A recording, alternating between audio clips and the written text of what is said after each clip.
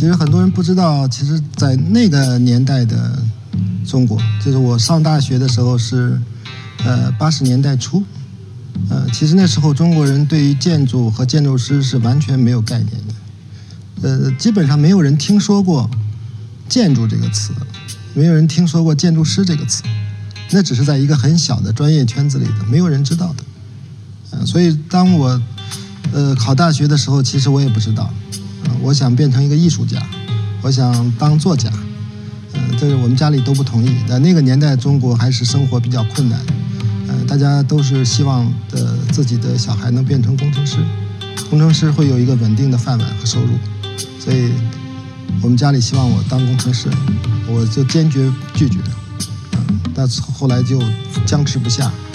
我后来提了一个条件，就说如果你能够找到一个工程师，同时又是学比如说画画的，我可以读。然后他们就去找，有一天回来告诉我他们找到了一个，据说叫建筑学，是工程师，完了还是画画的，所以我就学了建筑。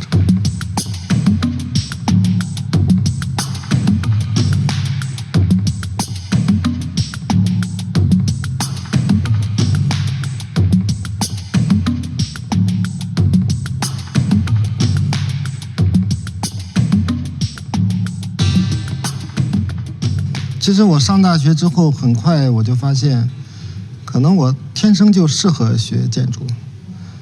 我记得进大学的时候的有一个美术测验，我的美术老师认为我就不会画画。其实我是从小画画的，只是我画的跟他们熟悉的不一样。我是用简单的线条把我们家里头周围的环境、道路、农田，所有的人在如何生活，我把它画下来。其他的同学可能画的是像雕塑一样的，有光有影啊，那种好像很艺术的。我画的其实是建筑和环境，所以当时建筑学院的老师认为我不会画画，把我列到这个比较差的学生那一档。但实际上后来发现，这就是建筑师该干的。我想在我的生活里头，就是我对这种绘画的喜欢是和真实的那个环境有关系的。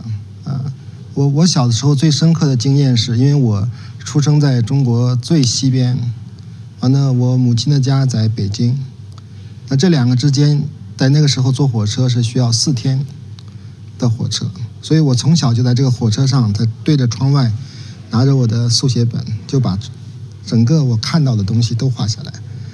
那个画的就是我看见的。到后来上大学之后，比如说我特别喜欢研究中国的山水画，那个年代实际上学校里面没有人看这个中国的这种传统的画，大家那时候都在非常狂热的学习西方的东西，看中国的传统的山水画是非常，很多人都是觉得这是一个怪物，这个人整天在看中国的山水画。但是因为我看到这个画的时候，跟我小时候的经验是非常的接近的，就是所以最后绘画对我来说就变成了一个。绘画变成了一个我看待那个环境的标准，就不是说我只是说喜欢画画，而是我对环境的认识是绘画有关系的。我最后要做出来的建筑，就是要达到那个绘画的那个质量。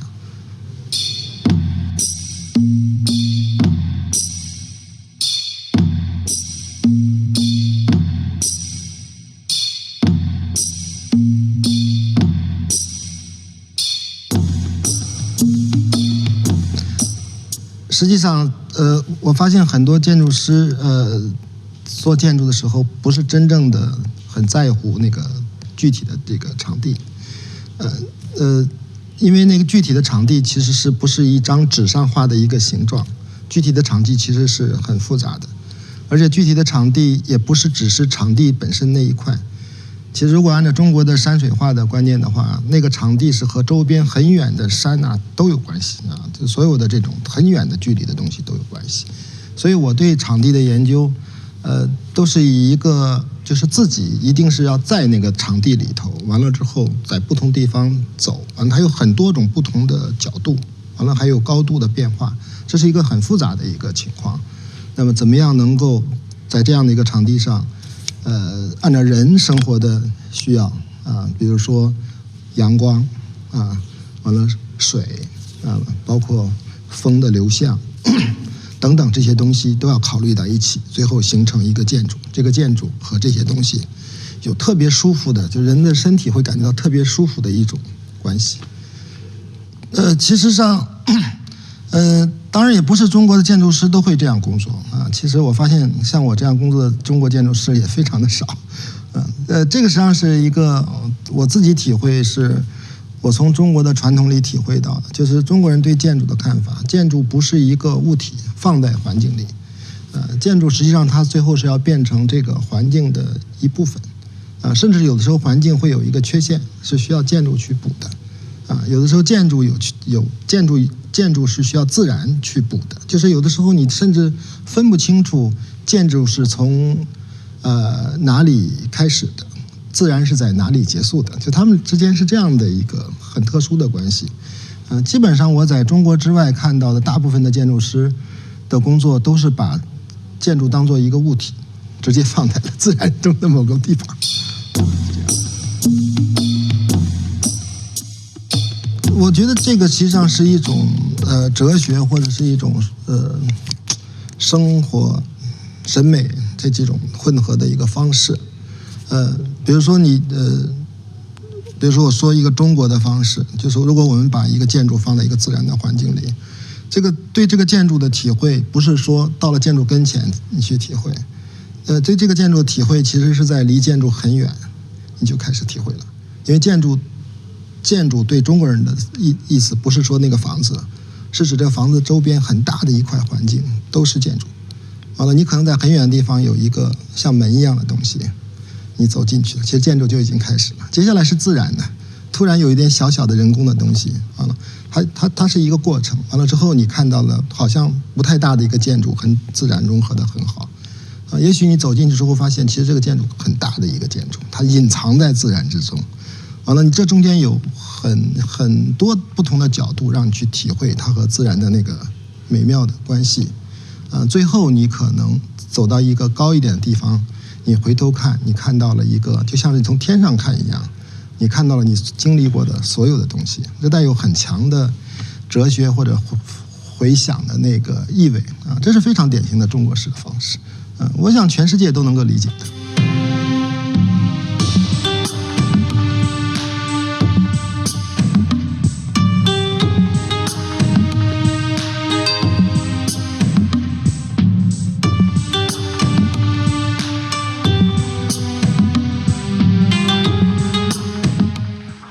Hi, everyone. Thanks for coming out tonight.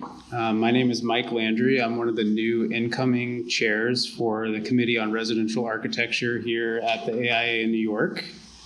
We're really excited for tonight's program, but before we get into that, I wanted to give a big thank you to the outgoing chairs of this committee.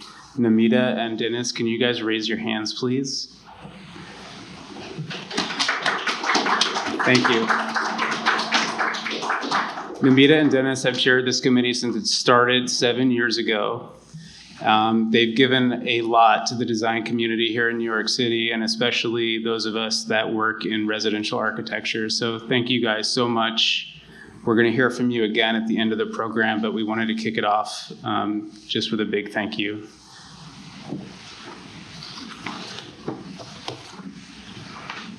Good evening, everyone, and thank you for being here. I'm Stephen Moser, and alongside Michael Landry, I'm honored to serve as incoming co-chair of the AIA Committee on Residential Architecture. We hope the first video offered a meaningful introduction to the work and thinking of Wang, an amateur architecture studio.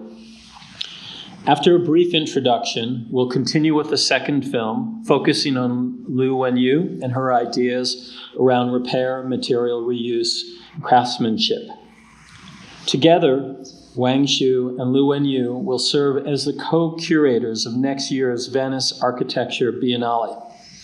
This year's Venice Art Biennale has already very much been in the news this past week, from the discussions surrounding the US pavilion to several national pavilions, including Austria and Canada. And if you haven't had a chance to check it out, it will make you rethink porta potties. And with our president on his way to China, tonight's program feels especially timely. At a moment when global discourse is so often framed through conflict and division, it feels important and hopeful to gather around the exchange of ideas instead of missiles, and to think about architecture as a space for dialogue across cultures. Following the second video, we'll take a short break before beginning our book talk with Dr. Ruo Jia, whose recent work examines the relationship between Chinese experimental architecture and global theoretical discourse. Ruo Jia is the founder and director of the research-based architectural theory practice IFWorks. She is the author of Chinese experimental architecture, or French post-structuralist theory, Different Patches of Concrete, hence the title of this talk, constructing a decolonizing postmodern materialist space, which expands to her ongoing research practice, envisioning the possibilities of Asian feminist architecture and post-humanist sensibilities. After the lecture, we'll continue with a panel discussion featuring Guanyu Ding and Aiken Bilal. Guanyu Ding is a former associate professor at Beijing University of Civil Engineering and Architecture and adjunct associate professor at City College of New York. A specialist in contemporary Chinese architecture, Ding is author of Constructing a Place of Critical Architecture in China, and with Charles Yu, co-author of A History of Design Institutes in China. Aiken Bilal is a visiting critic at Cornell University and the co-founder of Not Not, an architectural design practice. Through design and representation, his work examines the regulatory and economic paper trail that shapes architecture and approaches maintenance, material curiosity, and back-of-house infrastructures as sites for political and creative inquiry. I also want to encourage everyone to support and participate in the AIA Committee on Residential Architecture as we begin this new chapter with new leadership and our newly formed advisory group filled with some old and important friends. Programs like tonight are only possible because of this community's engagement and support. As Michael said, Dennis and Namita will offer closing remarks at the end of the evening, and we hope everyone will stay afterwards for conversation and refreshments. And finally, a reminder that tonight's program qualifies for 1.5 LUs and 1.5 HSWs, continuing education credits. Please make sure you've signed up for those. So thank you, and please enjoy the next video. 下面分享一个项目，是在2010年。这个项目很特别，因为我们在2000年使用过这个夯土之后，这是再一次在新的建筑上使用夯土技术，但是这个技术已经是一个全新的技术。我们和联合国教科文组织合作，使用了一个新的夯土技术。这个是建造的场地。这个项目很特别，因为所有的夯土的土就来自于这个场地本身。这个是在做夯土的现场。这个项目还有一个特别的地方，是我们第一次使用小的木材去建造大的结构。右边是可以看到传统的，左边是我们用新的技术来做的设计。这个是建造好了之后，我们可以看一下，里面有夯土和木结构。我们是希望所有的设计是新的，材料是从传统中来的。再可以看一下，这里又出现了一个新的材料，是红色的，是我们回收的钢片。非常的漂亮，它实际上是在中国这个是作为垃圾的，这个是建造好了之后。下面分享一个博物馆、美术馆和档案馆群的项目，这是在2010年到2014年设计，14年到17年建造的。这个是当时我们做这个项目的时候，周边正在发生的。这可以看一下我们的设计图纸，这是项目建造的施工现场，工匠们使用我们的设计图正在做施工。这是我们在现场要求工匠们按照我们的要求做的式样墙，这是整个建筑的设计的图纸，看一下建造完成之后的状态。屋顶上使用的那个红色是一种工业机制的回收瓦，可以看到这个立面也是使用同样的材料。下面我讲一个最新的我们的一个项目，这个项目很特殊，是在这个疫情的3年设计和建造的。杭州国家版本馆，我们也使用了夯土技术和木结构，但是在这个项目里，我们增加了2个材料：青瓷和青铜。我们把过去在其他项目中使用的经验，在这个项目里应用。我们希望能够使用的是自然的材料和真实的建造。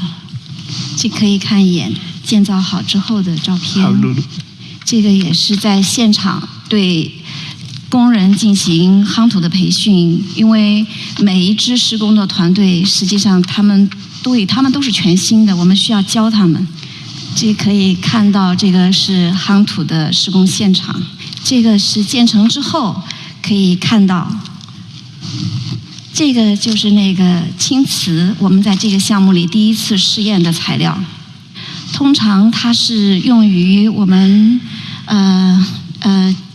家里的器皿，就是吃饭的盘子或者是茶具等。这个技术最早是在1000年前宋代的时候就有的，但是用在这样的建筑上是第一次。这是我们跟当地的工匠师傅一起改造这个窑烧制出来的。如果大家有机会去现场，这个材料非常的漂亮，它会根据天光不断的变化。在这个项目里，我们也是大规模的使用了小的木结构做大的跨度。大家可以看一下大结构，这个结构有差不多100米长。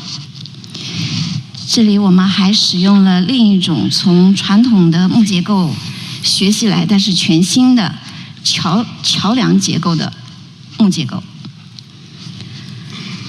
可以看一下，这个是建成之后的这个状态。最后，我想说，我们通过不断的实验材料的可持续使用，竭尽全力去完成每一个作品，去探讨自然与人工、传统与现代、手工与机器，并修复它们之间的关系，为未来留下足够的我们今天想要传达的信息。谢谢，谢谢。So thanks for everyone for coming, for Michael and Steve for the introduction, all the work that AIANY New York Committee for Residential Architecture has put into programming and organizing this event, especially to Denise and Nimita, and then my wonderful discussant, Ding and Aiking. So let's get started. As promised, today is going to be a book talk of my newly published book, Chinese Experimental Architecture, War French Post-Structured Theory, Different Patches of the Concrete. There's also a flyer on the table along with all the other food. If you're interested, it also comes with a discount. So this one just came out in English last year, and I currently am working on the Chinese edition. So any of you have heard or know of Chinese experimental architecture? Show of hands? Not really? A little bit? How about French post-structure theory? More? That's about right. Yeah. Honestly, for me, when I started this project, its incubation about 13 years ago, I don't know much about either. I was in this phase of moving from China to the US at the time, and from my Chinese architecture background and exposure, have known many of its protagonists of the experimental architecture generation, such as Wang that you have just seen in the first video, and also Yonghao Chang, heard of the name, right? And Lu Jia. So they're supposedly the most domestically and also internationally renowned Chinese architect, even to today. But as you've seen from the interview, the first one especially, much is emphasis on related to Chinese materials, local craftsmanship, traditions. That's also what I heard around that time. Nothing really related to French post-structuralist theory, which I become exposed to in the US.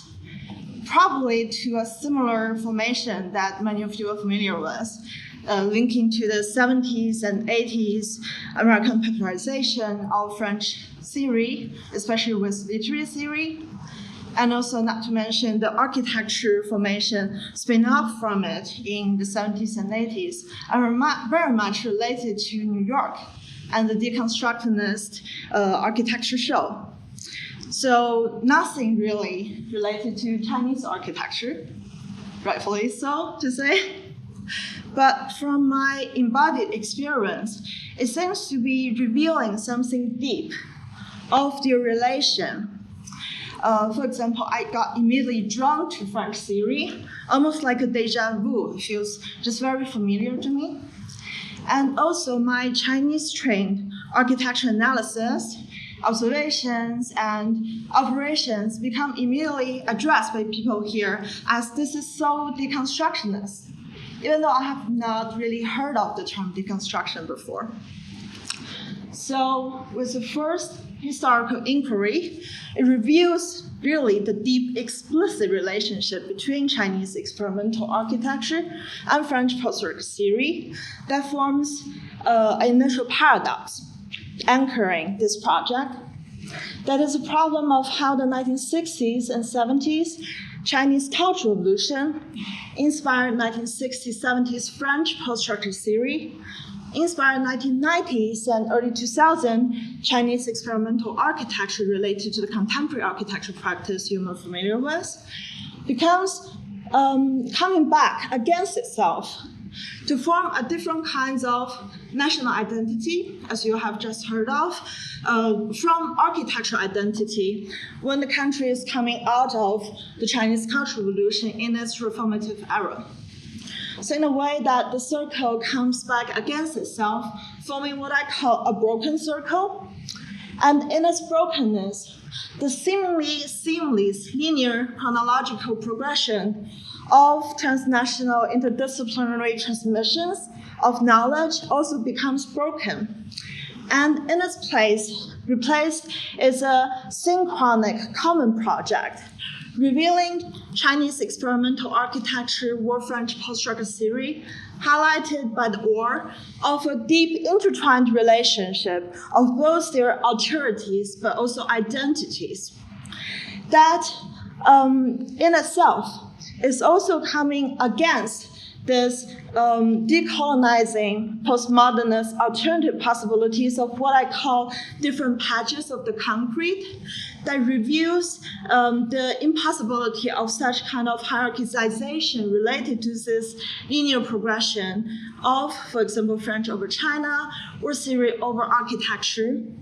But this common generative project of international, transnational, translingual, and interdisciplinary exchanges and makings around the recurrence of the signifier of concrete, a different kinds of situated, specific making and knowing, that is architecture/theory. In other words, neither the, so to speak, origin of Chinese Cultural Revolution or the end of Chinese experimental architecture hold as a significant landing point for this project. But really, it's the generative space in between of these uneven patches of concrete in their deep connections, differences, and commonalities that could be engaged again and again from our different situated knowings to project in our futures of various kinds.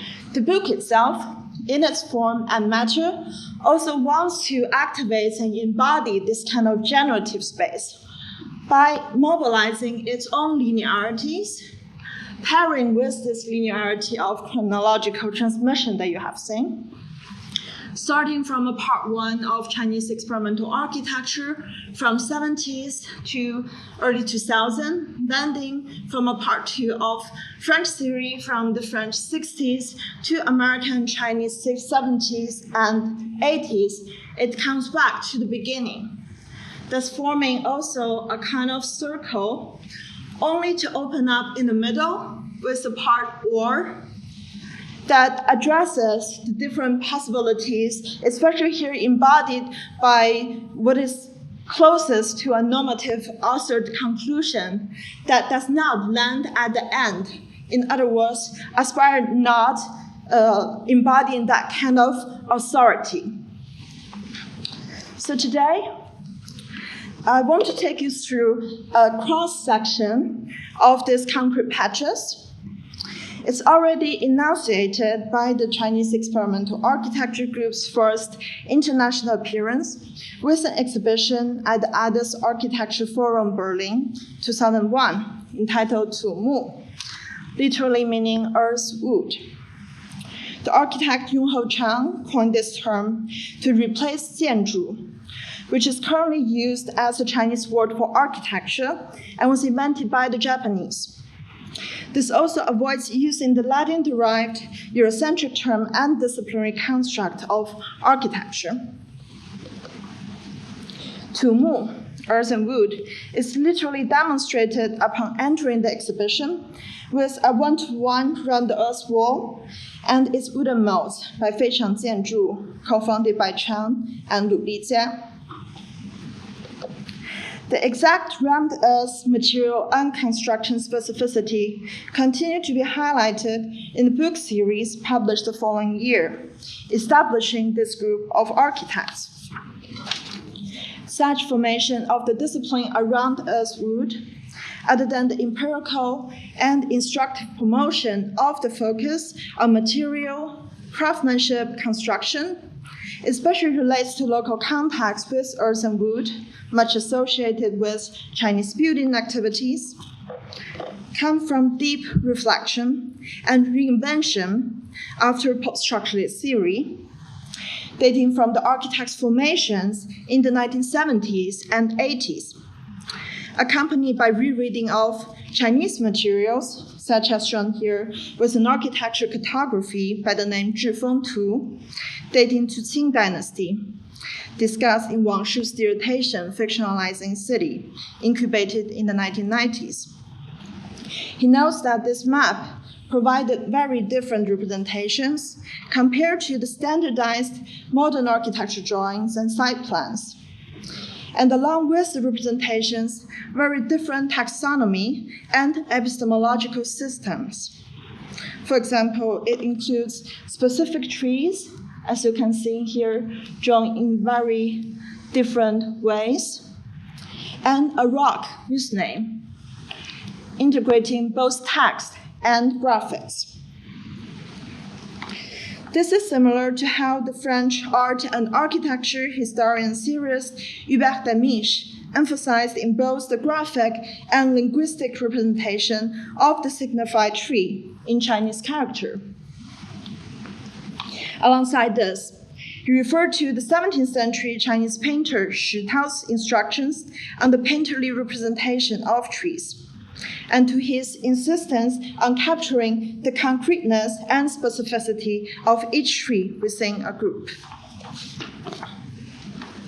Such emphasis can be associated with the theorization by the Belgian-French structuralist, post-structuralist anthropologist Claude Lévi-Strauss of what he calls the science of the concrete, the theme of the opening chapter of The Savage Mind from 1962, a reference for Wang's dissertation, and a body of work he studied since the 1970s. In it, Lévi-Strauss advocated for a different science of the concrete, which is not based on abstract words and concepts, as in modern science that developed in Europe and has become prevalent and dominant globally. This includes in the science of architecture within a certain disciplinary structure. Instead, languages of those previously looked down and considered as primitive people, absence of terms and concepts such as tree or animal, yet rich of other detailed imageries of species and varieties, can provide other richness and civilizations. A science of the concrete beyond the monopoly of today's scientific paradigm. Such taxonomy and science of the concrete is reminiscent of the possibility of a different episteme, a different way of organizing knowledge altogether, suggested by the Chinese encyclopedia, referred to by the French philosopher Michel Foucault, and attributed to the Argentinian postmodern writer Jorge Luis Borges, both of whom are key references for Wang. It demonstrates richness of understanding the so-called animals with concrete traits and acts, such as having just broken the water pitcher, or that from a long way off looking like flies.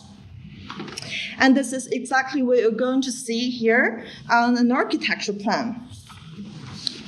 This emphasis on the concrete is also addressed in Chang's construction of what he calls an objective architecture, traceable to his 1990s article, Literature and Architecture, where he reinvented and imagined architecture possibilities majorly after texts by the French postmodern writer Alain Houpplier and Hollenbach's writerly readings.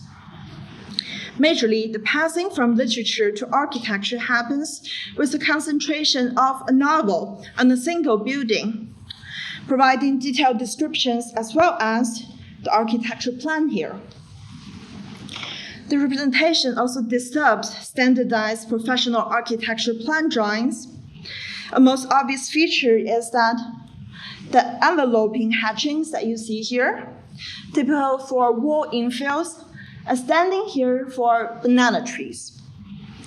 And then another hatching might catch our eye here at the southwest corner.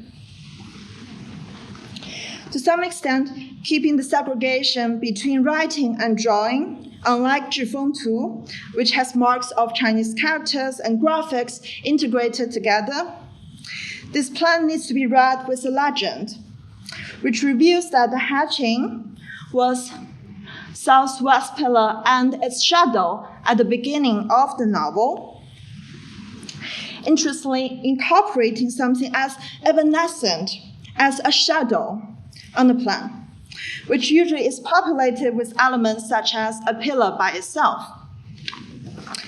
And even more interestingly represented as the most solid elements, rightfully so with the concrete temporal density it inserts, namely a moment at the beginning of the novel. Alongside other architecture elements, there are also chairs, tables, a photograph, as well as a mark of a centipede on the wall. I think it is here on the wall. A concrete, specific trace of an event in space and time, not just a wall, similar to shadow of a pillar at a certain moment instead of a general, even abstract pillar. Also, similar to an existence having just broken the water pitcher, or second pigs, concrete categories listed in the Chinese encyclopedia instead of conceptual categories in closed-off nouns such as a pig.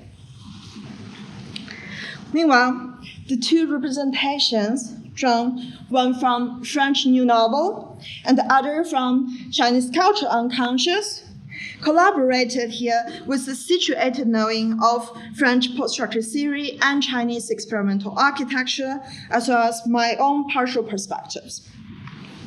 Together, they point towards other possibilities of decolonizing postmodernist architectures of various kinds that displaces the Euro-American dominancy associated with French post-structure theory, were the Chinese nationalist identities associated with Chinese experimental architecture. The former dehistoricizes, the latter unserializable. Both rest on the history-theory dichotomy with a dematerialized structure bias. Such a transcultural collaborative also importantly offers possibilities to displace the anthropocentric framework, informing a space of knowing and building differently. It is what I call a post-humanist approach, connecting directly to the anti-humanism of Althusser and others developed in the French 1960s, as they studied after the Chinese Cultural Revolution. Such the anthropocentric epistemological tendencies already addressed by Levi-Strauss in The Science of the Concrete, in the sense that the absence of abstract concepts and terms and the richness of specific concrete references can be understood as, quote, animals and plants are not known as a result of their usefulness. They are deemed to be useful or interesting because they're first of all known, unquote. In their materiality, in movements through time, space, and relations. This epistemology is one of knowing, of caring, of connecting in specificities concretely. It can lead to different possibilities of constructions, of the architect and of architecture. Bricoleur and bricolage are the terms that Levi-Strauss adopted for the science of the concrete. They make do with whatever is at hand, with the materials and tools' heterogeneity and finity, meaning that they might be distinctly coming from remains of previous constructions. Instead of walking by means of concept, they walk by means of science. Instead of being wholly transparent with respect to reality, they allow and require the interposing and incorporation of a certain amount of human culture into reality. The architecture re-engagement with post-structuralist theory is accompanied by theoretical rereading alongside Chinese experimental architecture practices, beyond enclosed labels of materials and tools related to the local, as well as emphasis of tectonics and constructions. Examples include the rammed earth in Feichang Jianzhu split house from 2000 to 2002 on the left, regrounding earth wood, and what you have already seen in the interviews, Ningbo Museum of Amateur Architecture Studio 2004-8 on the right.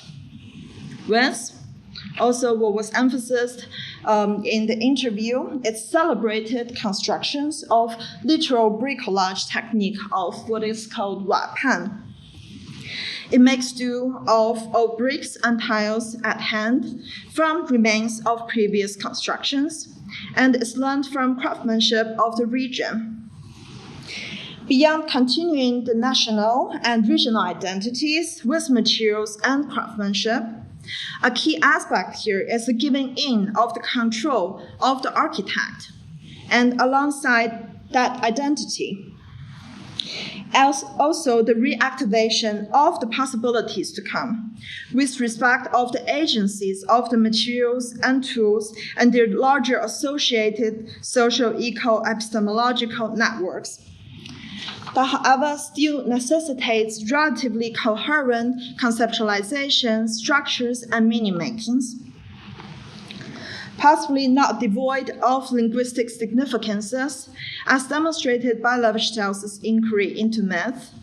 First in the 1950s with an article, The Structural Study of Myth, many of you might be familiar with, referred to by Wang in clarifying his inquiry into fictionalizing city, and retrospectively coined by Levi-Strauss as a bricolage event in The Science of the Concrete.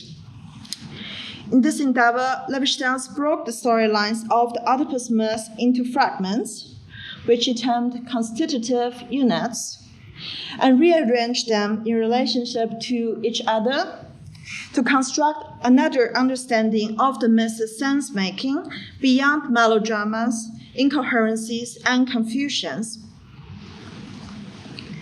The Greek myth and the Chinese rites have similar situations that can be reactivated and mobilized through such bricolage, which makes spaces for agencies of the materials and actions, overturning a unidirectional servant-serving power relation, and the utilitarian mapping of the world as resources, by providing porosities for ends and means to be interchangeable with one another. The matters of fragmental constitutive units of myths, as well as the physical remains of previous architecture constructions, can be known and be known in other ways that overcomes the ends such as dominating storylines or the architect's intentions that they would have been known as means in serving for teleologically.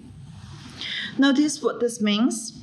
The knowing is unseparated in their positioning and repositioning in a collective, critically partial, such as Levi-Strauss's construction of the Oedipus myth's meaning. In it, the previous ends, the storylines, becomes means in service of carrying along the constitutive units, now reactivated as ends in themselves. Similarly, can the literal architectural bricolage in Ningbo Museum be further remobilized along in such a way that the materials and constructions are no longer resources, tools, means serving the architect's or the architecture's needs, but they are architecture in form, matter, concretely. In this way, such an architecture experiment also complements and modulates, aligning with the critique of Levi-Strauss by post-structuralists such as Balibar and Machehay after Althusser, and in his separation of structure, meaning, and material, as well as the subordination of the latter to the former. It hints at the concrete reciprocal relation of idea and matter as a whole, in both theory and practice. This is also where Chinese Cultural Revolution comes in terms of both flesh and bones. Rammed earth construction has been one of the most popularized and promoted construction technique during the Chinese Cultural Revolution of the 1960s and 70s. It advocates for quick, efficient, and accessible housing constructions and building activities that can enable maximum productivity of the mass. A model case is the quick establishment of the settlement at that scene here, enabling oil production for the new communist nation. The rammed earth construction during the Cultural Revolution also centrally aims for the, so to speak, emancipation of the proletariat from power and impositions by the expert and the governing structures, including that of the architect and the architectural discipline. The promoted rammed earth construction embodies learning from workers and farmers, engaging with the locals both in terms of material and techniques, which truly are the guiding principles for architectural activities. This work process is formalized into what is called 三结合, or three combinations, of various kinds, such as collaboration between expert, farmers, and workers for any building activities. On the other hand, the Chinese experimental architecture generation has been thought of as the first independent autonomous architects moving out of the close entanglement between art and politics during the Cultural Revolution, and in that regain individual freedom and subjectivity. With Feichang Jianzhu as the first individual architecture studio in China outside of the governmental architecture design institutes, and its rammed earth split house as a luxurious getaway architect project echoing the high modernist 1920s and 30s villas. Yet, despite such authorities, both in terms of form and ideology, the architecturing of the Chinese Cultural Revolution in the 1960s and 70s, and that of the Chinese experimentalists in the 90s and 2000 find much identity, most unexpectedly. Among others, they share the immediate choice of rammed earth material, the activation and prioritization of the agencies of physical materials and construction as ends instead of means, the reformation of architecture as a verb, the deep engagement with the locals or the specific situations, as well as the giving up of the control and dominance of the architects in collaboration with others. These aspirations specifically spelled out in the experimental architects' writings and theorizations, including Wang on fictionalizing city, Yonghe Chang on Tumu or objective architecture, Bing Zhao and Taiji theory, as well as Li Juchuan on concrete architecture. The four nexus of the first part of what I call Chinese experimental architecture assemblage. That got continued with the second part with post-structuralist prehistories, with different patches of the concrete made in the form of alternative architecture practice as social, political, epistemological, theoretical structures, such as with Althusser and Hegel around what they call the soft concrete after Marx, and especially with readings of Chinese cultural revolutionary texts along with Chinese ancient philosophies. And Demisch and Barthes emphasizing on mark making into alternative histories and practices of painting, architecture, and literature, and that is connected with a broader transnational formations of American and Chinese transformations. The patches open up two-part war that is not only a construction retrospectively of the relation, but also a construction towards alternative potentialities with the war. But one has to sit uncomfortably in the space of the in-between a little bit longer, as I did here, especially reflecting against the symptoms around construction and nationalism in both Chinese experimental architecture and French post-structuralist theory. And with that, the associated male dominancies and patriarchies in both its societal form and disciplinary formations, opening up to feminist possibilities, which is the exact practice and research I'm currently working on around Asian feminist architectural possibilities that also ties individual work into collective inquiries. As already emphasized, this book really wants to provide a generative space for all, so that the part war, not only opening in the exact middle of the part war, but opening in the middle of any page of this book, is a position for the intervention and engagement of all the readers and audiences from your diverse situated knowing. With that said, I want to now open up to your engagement and conversation, first with a discussion with Ding and Aikin, and then opening up to the audience. Thank you for listening. Good afternoon, everybody. Thank you very much for this very important event. So for me, it's the first time to be AIA New York, this particular space. As Steven mentioned, tonight is very special because, first of all, the President Trump, they visited China for another discussion. And here, we have another physical discussion on Chinese architecture in relation to French theories. So first of all, I want to say Ruo's research is very dense, theoretically ambitious.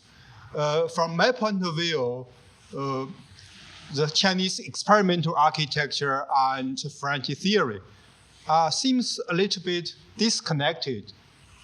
But in her research, he tried to reconnect it together between theory, theoretical discourse, and material practice.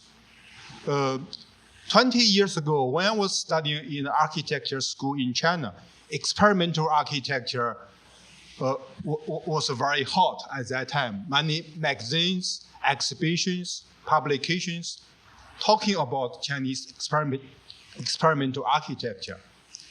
Well, 40 years ago, when those group of architects study in the School of Architecture, that is a different intellectual scenario. So at that time, there's no internet, but Western theories, particularly from French, from the United States, they have had a huge impact on the younger generation of Chinese students who just study architecture in the school. So back to today, we have a different context. So Ruo's work reconnects this different historical moment. And again, her research touching about the French scenarios in the 1970s, where for me, I have no knowledge about that period. But in America, there are many discussions how the French philosophers impact architecture thinking, particularly in the 1990s. So it was at that point a group of Chinese architects who studied in the US, and they introduce what is happening in the US back to the Chinese audience. So this has created a kind of intellectual atmosphere. So I think that is one of the very, very exciting parts in her book. Although it was a little bit abstract, highly intellectual difficulty for many architecture students, because we rarely read this kind of theoretical work. We are interested in material aspects.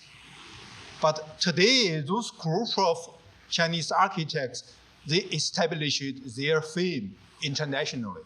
But Ruo's work introduced us back to their intellectual formative period in the 1970s, 80s, and 90s, even though their voice at that time are very weak.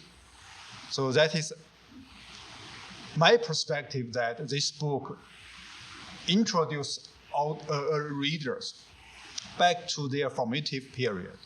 So from this book, perhaps we can think about one of the important questions that is between theory and practice. So in this book, Ruo also discussed how the American scenario, particularly in the 80s, 90s, that is a very high moment of a theory discussion. But today, perhaps we are in a little bit different scenario. So perhaps this is one of the questions we can discuss and invite our audience to share their ideas about theory and practice. So I think this is one of the topic we can discuss based on Ruo's research on this aspect. So this is my general comment. Yeah. For the comment, should we hear from Michael? Sure. Yeah, thank you so much for the presentation. This was quite interesting. As opposed to Ding, my knowledge of the Chinese experimental architecture is very elemental, and I'm somewhat familiar with the effects of post-structuralist theory in the American context in particular, and in also New York City, maybe also relevant to our audience today. It's quite interesting to see how the post-structuralist theory, in a way, seeing your book and the content of the book almost feels like more at home with the way that the reaction that came out from the deconstructivist legacy emerging, right?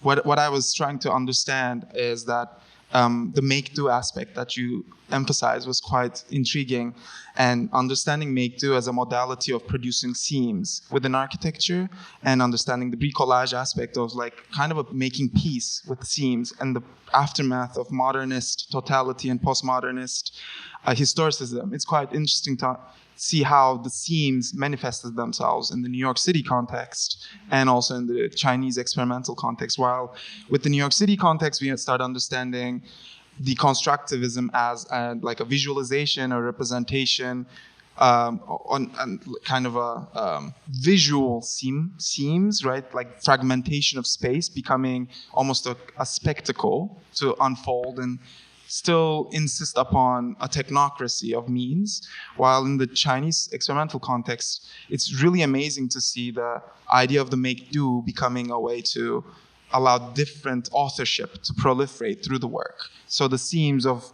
the wall and the seams of the theory allow for you to rethink what it means to make architecture as a way, as an opening up and destabilizing our understanding of authorship, while in the New York City context, what we start seeing is in the gallery, there's a few, like the ownership of the work is very clear.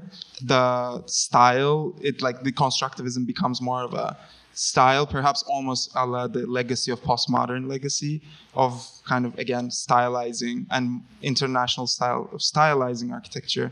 While within the make-do aspect, I think that seamfulness is very exciting to see. And I think it's also a testament in the way that it's becoming, again, a part of the contemporary conversation, especially, again, we might read the current context within the academic, where we have a lot of we had a representational focus, possibly like in the post-digital 2010, and then now we're at the reckoning of it, where a lot of the architectural work that we're seeing in exhibitions, installations, the way that at least academic work is all about things to disassemble, things that are making do of means of construction, amateur means of making, and kind of making peace with that reality. So I think that reactivity is kind of ever more relevant with your book to understand this legacy of how post-structuralism may have had a kind of a multiple life cycles within the US context as well. And that pendulum swing is really exciting to see, and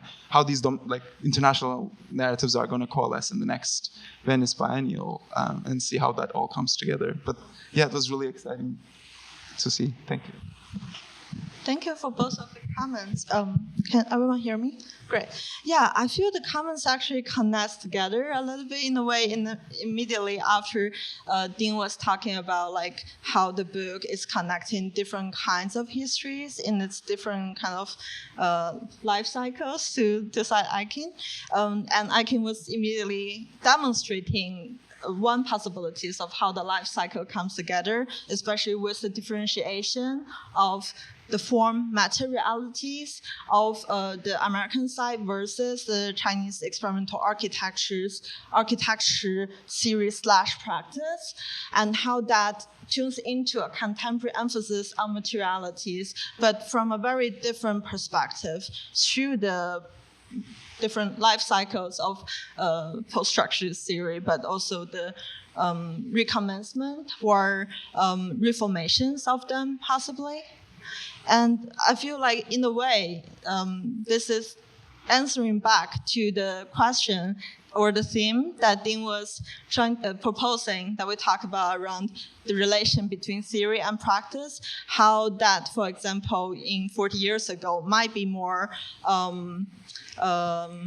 prevailing in architecture discourses, especially in the New York American scene, and now maybe this becomes more defamiliarized with people. What do people think? I feel this is the moment maybe we can invite audience thoughts to participate here. Would the series like distant, or was it connecting to 40 years ago New York that you're familiarized with, or how it tunes into your different architecture theory practice life cycles and contemporary understandings?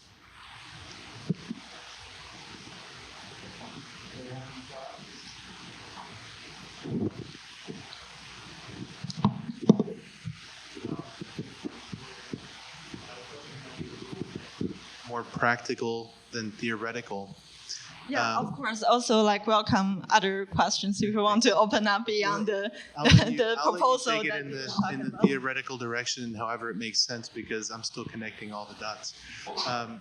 But you put a picture up of like bricolage, and it was essentially brick, then clay tiles, and some other components that constituted a wall. And we were thinking, man, that would be really tough to document, right? That's a really tough thing to draw. So in terms of materiality, in terms of culturally, in the video, I think one of the videos, they showed how they were actually teaching the workers how to build the rammed earth wall. So culturally, I guess, after the Cultural Revolution and these influences came about, and then these architects started to make their own way and start to be known, where does, the architect and then the builder and then these ideas come together to create those types of bricolages? And you could tie it into theory. That's like my practical, like, how do they build that wall? I really, really love the question. It really grounds us to the specific of theory/practice. Yeah, in the video, they were talking about how they were teaching the workers to build the rammed earth, right? But the one that you were pointing out was the Wapan technique of the different used bricks and tiles that was talked a little bit in Lu's video, and then I was especially focusing. That was said to be a technique that they learned from the local craftsmanship. And so they were taught by the local craftsmanship and adopted them in different ways in the contemporary architecture imaginations that connects to certain serialization and even literal practices of the bricolage.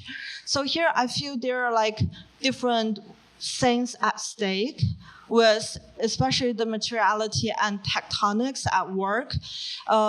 One, as you were pointing out, the rammed earth possibility, there are like development of supposedly new techniques that they were teaching the workers, and with the 非常建筑 too.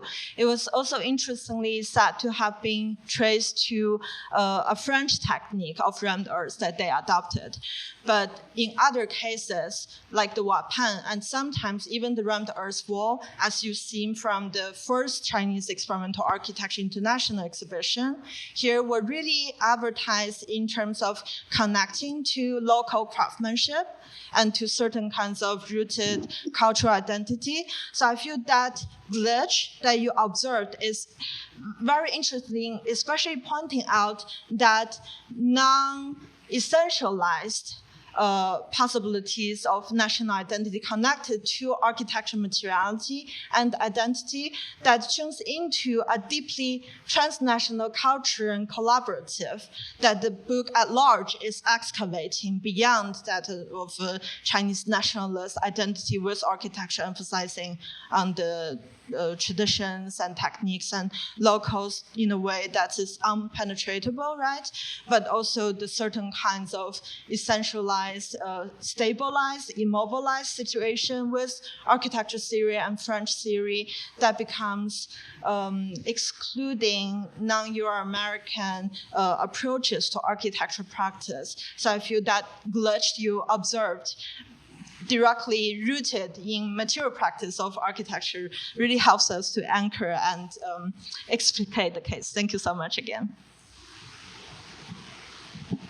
Yeah, maybe jumping off that question, I'll also add, I think the question of how did they make that wall, like kind of really shows us the way that we think about materiality, right? Those elements that we're seeing there are not meant to be operating in compression. There's a way to be able to reread materials that I think through the language, the way that rereading was like inscribing materiality with different legacies within the context. It's from the Maoist housing complex into becoming a luxury housing. I think that's a really fascinating way to think about both material legacies and how do you reread materials, but also communicate it to the locale, which probably doesn't happen through how we practice today with seamless architecture, where you're not specializing and telling like this is the assembly, this is the wall section. You probably have to be in the site because those are actually reconstituted rubble elements, which means that you have to be very knowledgeable about what rubble exists, and you have to be in conversation with the people who know it better than the architect.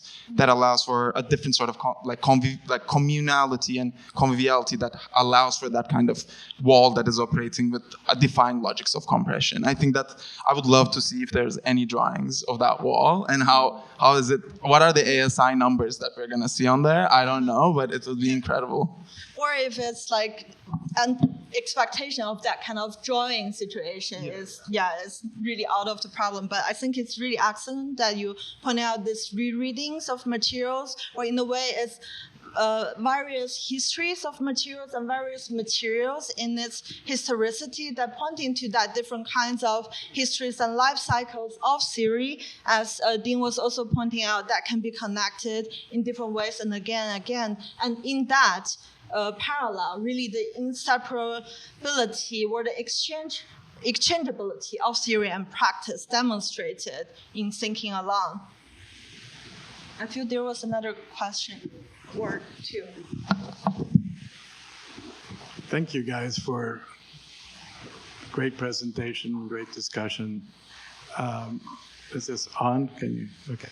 I'm not that familiar with Chinese architecture except what we see in pictures or whatnot, but I am dumbfounded to be told that there's an American architecture. Can you explain to me what the American style is? You've been referring to the American style of architecture. Oh, the deconstructivist architecture. It's not American, first of all.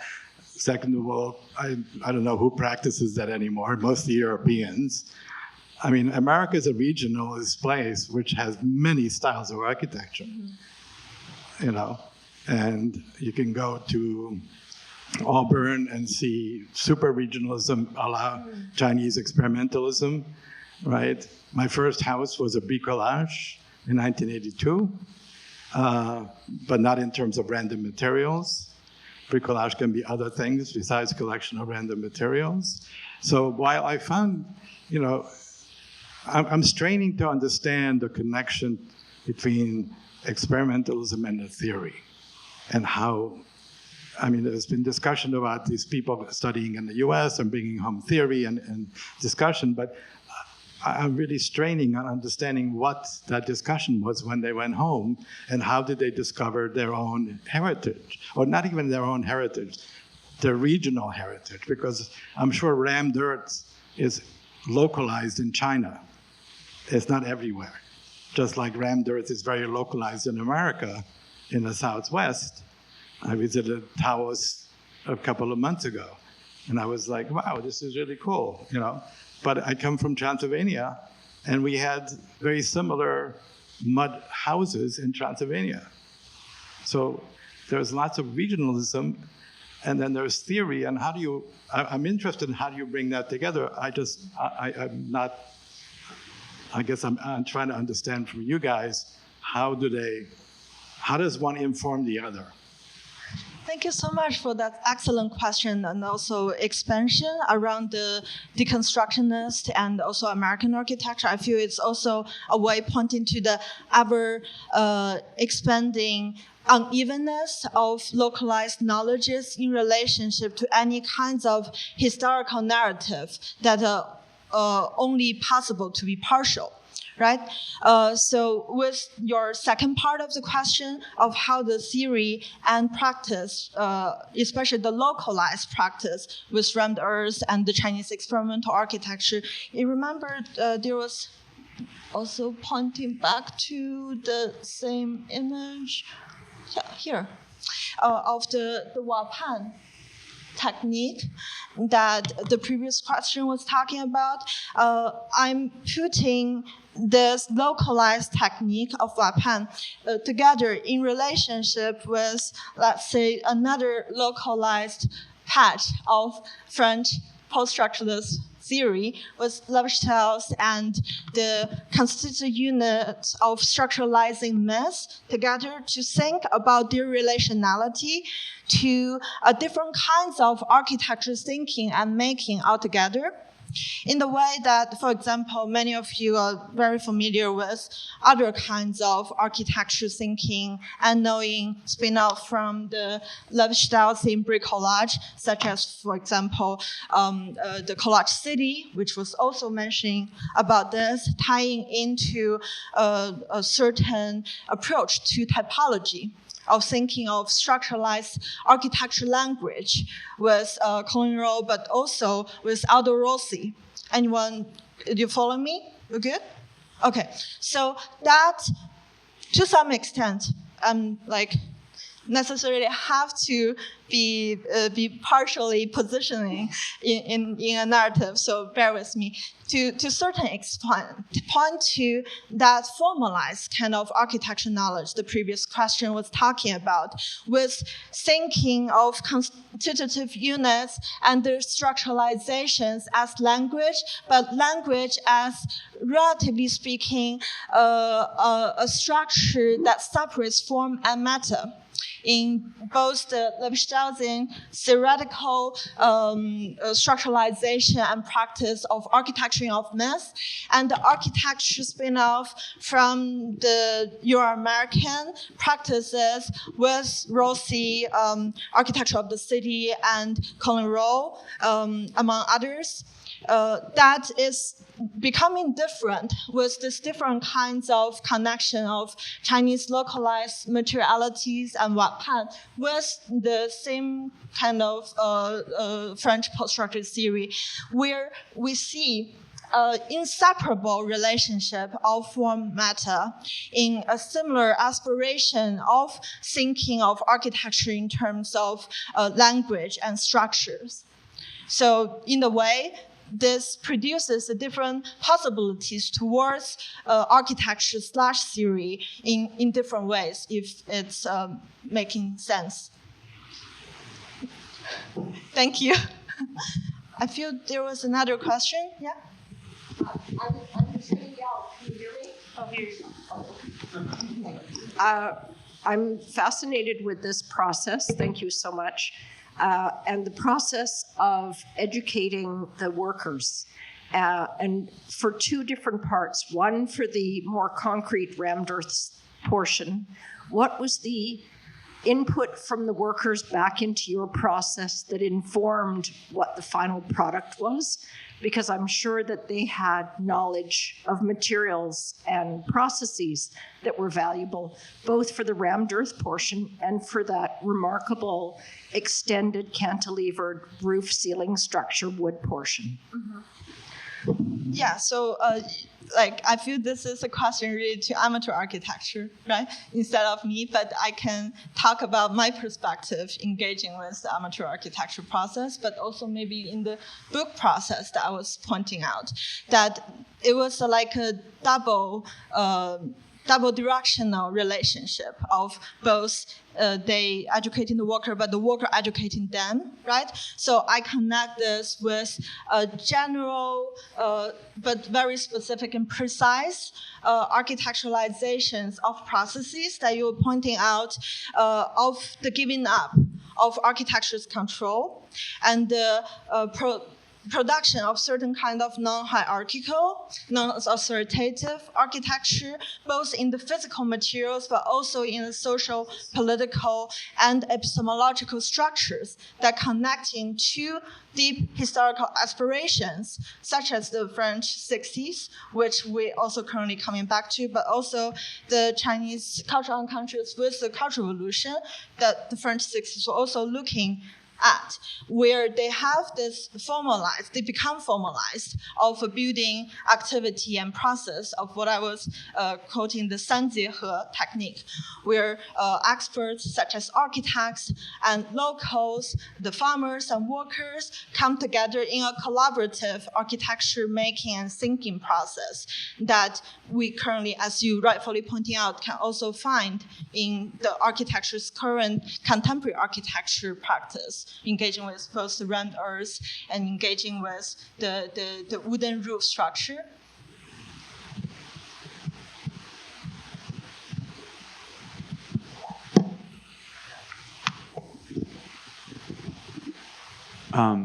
Thank you so much for this talk. I felt like part of what I enjoyed from your research was the way that it maybe universalized French theory as being an impulse or a form that exists across different cultures, in this particular case, in the Chinese context. And I wondered, you spoke of a possibility of understanding these gestures as something outside of a national context.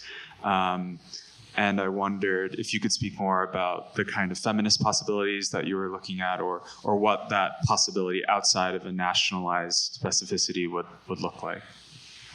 Yeah, thank you for the really important question. This is the critical aspiration for this project, that is both against that universalizing canonical dominancy with French theory that is really dematerialized with this Euro-American centrality, right? But also against that kind of Chinese nationalist situation that becomes impenetrable. So I feel this project in itself, creating connections and thinking them together as a collaborative project, already breaks down both those kind of canonizations in exposure to the global materiality, but also making the previously unpenetratable Chinese experimental architecture and contemporary practices become theorizable and analyzable and becoming debatable and like in a discursive object situation. But specifically with the feminist possibilities, it's especially I was saying related to the second project I'm currently working on, which is Asian feminist architecture possibilities. As you have noticed, the becoming nationalist subsumed Chinese experimental architecture is also very much dominated with patriarchal and male dominancy, especially with my emphasis on the theorization, textualization, and discourse making. So, for example, with amateur architecture studio, practicing in the 90s and early 2000s, there is no discourse making from Lu Wenyu, as you have seen from her interviews. But there are some photos. There's one photo of her published in a book that was authored by Wang. And there's one mentioning of her in that book where she was contributing to a certain idealization of architecture, among others. So in this current project, I'm excavating the materialities where certain potent architecture possibilities is already emerging, but wasn't made explicit in the Chinese experimental architecture discourse making.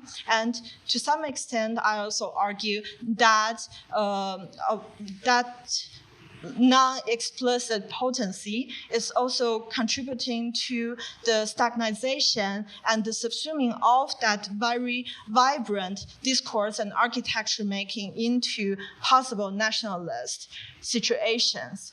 So to reactivate that with that kind of feminist materiality is currently what is at stake in this project. I also have a peer-reviewed article chapter coming up, especially with the Lu Wenyu and Lu Jia, the two co-founders of Amateur Architecture and Feichang Jianzhu, later this year, if you're interested in checking it out. Thanks. I'm going to walk in here. Thank you so much for... Oh, no, don't leave. Oh, no? No, don't leave. No. So I'm jumping the gun a little because I'm very excited to continue this conversation. So these closing remarks haven't begun yet. But for the New Yorkers in the audience, to try to put something in perspective to the age group that I'm in. So in 1991, I was working at Philip Johnson's office, and it was right at the time of the deconstructionist exhibit at MoMA. And we had a major project that was for London, and we designed the entire project to please Prince Charles. in the postmodernist style. And the developer got such pushback from the community that Philip Johnson decided he would take his inspiration instead from Peter Eisenman. And so all of a sudden we had to throw out everything and start all over again. And as we started all over again, Philip Johnson comes up to me, and after I've drawn, a new facade inspired by Peter Eisenman's work, and said, "But what does it mean?"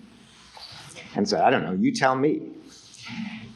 I think that your question and your analysis is showing that there is this kind of uncomfortable place, right? I mean, there's this uncomfortable place between regionalism and this really kind of deep study that goes behind the deconstruction of this narrative. It's like a deep study of literature, right? It's a deep study. It's like the deep state, right? It's a deep, deep study. And, it really takes time to kind of get into the groove of that study, right? So you guys have an advantage because we were working. We didn't have the opportunity at that age to really put any thought into the thinking behind what was coming online at that time. We were just kind of pushed into it, and there's so much deep thinking behind it that in the United States, as you pointed out, regionalism is really like in our blood. So it just seemed like an easy thing to understand and grasp. And that's why the Chinese experimental architecture just resonates with us immediately. It looks like kind of colonial work, for us, rammed earth, timbers, it resonates with us. It would take us more time to understand the theory behind the deconstruction of this. But what you're saying is the point is that it is uncomfortable, from what I'm hearing, and that it opens up the possibility for someone like you to say, well, there's other narratives that have not been told. And this is a perfect example, because these two narratives never really aligned perfectly, and they made some uncomfortable spaces in between, which opens up the possibility that there's a lot more uncomfortable spaces in between. And I think that for the rest of you, I think that for me personally, there's just going to be something I think about afterwards that I reflect upon that is going to be an aha moment, and that's why we need to have these conversations, because if we don't have these conversations, we can never move forward, right? We're always going to be trapped in whatever era we were, working in, right? And we're always going to be separated from each other. So I am so happy that you guys came. I'm especially so happy. You've always been a great storyteller. And I'm so happy that you all listened to it. We all want you still to continue to talk to each other about, what we heard today. And we also, love to hear more from you so that, we can get more, right? You wouldn't mind answering any emails, right? We can get more answers back to you. This is a living process, right? And that's the important thing. We have to stay within a living process. Culturally, we will not grow. We will just wither and die. We will not be able to empower people if we just stay trapped into something that we were spoon-fed, in each generation, So Meter, where's that? So this is now my closing remarks. Thank you so much. It's really wonderful, and the concept making of the work concretely. So my closing remarks are going to be said by Namita. All right. Should we? Yes, sit. Okay. I'm going to make them very quick just because I want you guys to have a few minutes to still chat. So this has been an incredible journey for Dennis and I, 7 years, making this community which is what it is. And we're really grateful for everyone who's come out to these events that we've hosted with other groups, people coming over and over again, people volunteering to help. We have an advisory board now, which we never had. It was Dennis and I doing everything for 6 years. So we have an advisory board, and we have 2 new amazing co-chairs, and I feel like we're in great hands. We're really lucky, Dennis. I want to thank AIA New York for shepherding us along and bringing all these other people, bringing our 2 new co-chairs here and the advisory board. Particularly, I want to thank Salmata for everything that she's done. I don't know where she is, but okay. Thank you so much. And this is probably maybe not our last time the 2 of us are up here. No, but we need to find a new gig. Dennis and I need a new gig. But thank you for coming to the events, of which we've had so many and so diverse. I mean, ranging from something like this to our mycelium workshops and open mic forums and all the countless house tours, learning about the Shakers, and I can just go on and on. We had so many. There's so many, and they all live on our webpage. AIA New York CORA, Committee on Residential Architecture. If you just go there, you can see all the videos, you can see it's so much video content of all of the things we did over the 7 years. And if you have any ideas for new events, you can contact Stephen and Michael, whose names and emails are on that webpage, and I'm sure they will, try to come up with something. We as a committee, now we're part of the advisory to help come up with new programs. Thank you so much. Thank you.